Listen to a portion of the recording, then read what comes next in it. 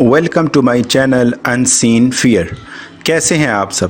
امید کرتا ہوں کہ آپ خیریت سے ہوں گے۔ اللہ رب العزت آپ کو سلامت رکھے، آمین۔ آج میں آپ کے لیے ایک اور سنسنی خیز کہانی لے کر آیا ہوں، امید ہے کہ آپ کو پسند آئے گی۔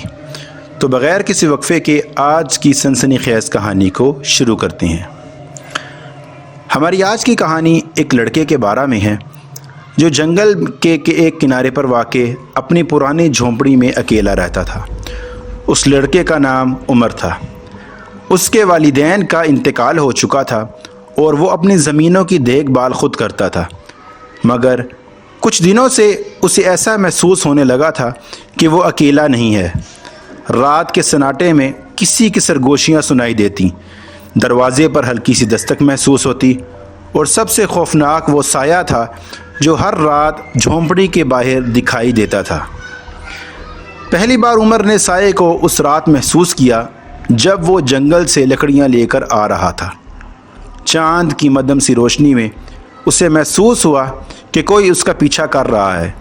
جب وہ مڑ کر اس نے دیکھا تو اسے کچھ نظر نہ آیا، لیکن جیسے ہی وہ آگے بڑھا قدموں کی ہلکی چاپ پھر سنائی دینے لگی۔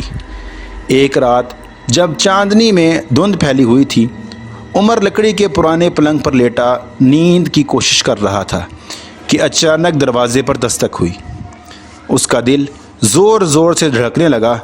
اس نے ہمت کر کے جواب پوچھا، کون ہے؟ مگر کوئی جواب نہ آیا۔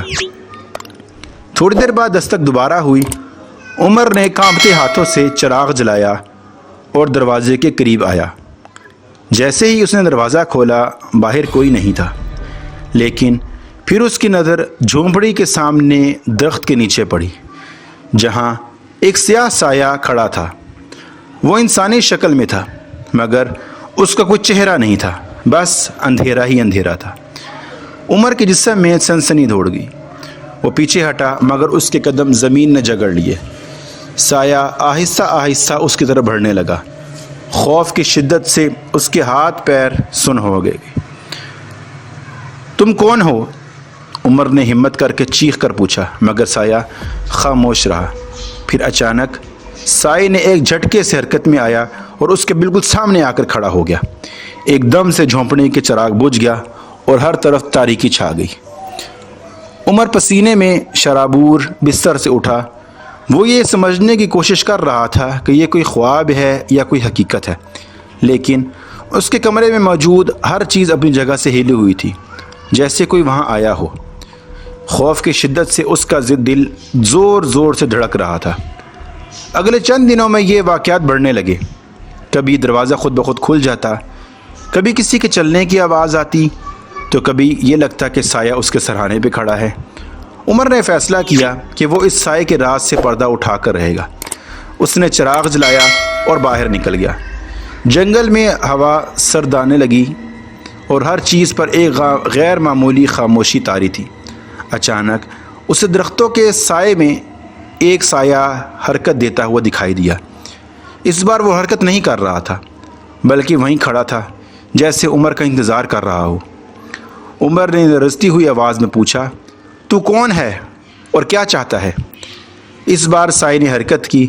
جیسے ہی وہ آگے بڑھا، عمر کو محسوس ہوا کہ اس کے آس پاس ہوا بوجھل ہو گئی ہے، جیسے وقت رک گیا ہو۔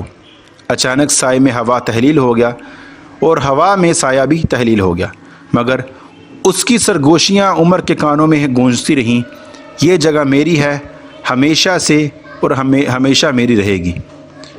اگلی صبح گاؤں والوں نے جب عمر کی جھونپڑی کا دروازہ کھولا تو وہاں عمر نہیں تھا، صرف اس کی چارپائی پر ایک سیاہ نشان موجود تھا، جیسے کسی نے جلتے ہوئے ہاتھ وہاں رکھے ہوں۔ گاؤں والے آج بھی اس جنگل کے کنارے سے گزرتے ہوئے سرگوشیاں کرتے ہیں کہ عمر کی روح وہیں کہیں بھٹک رہی ہے، اور ہر رات جھونپڑی کے باہر وہی سایہ نظر آتا ہے جو کسی اور کو اپنا شکار بنانے کے انتظار میں ہے۔ تو دوستو، ملتے ہیں اگلی کہانی میں، اور جانے سے پہلے ویڈیو کو لائک اور چینل کو ضرور سبسکرائب کر دینا۔ اگلی ویڈیو میں ملتے ہیں۔ اللہ حافظ، اپنا خیال رکھیے گا۔